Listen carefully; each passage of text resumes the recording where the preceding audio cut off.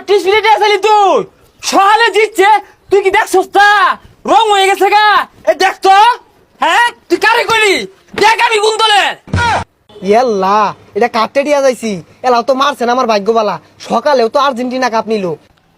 এই এই তুই কানা কানা হাই কানা চোখে দেখ কানা কানা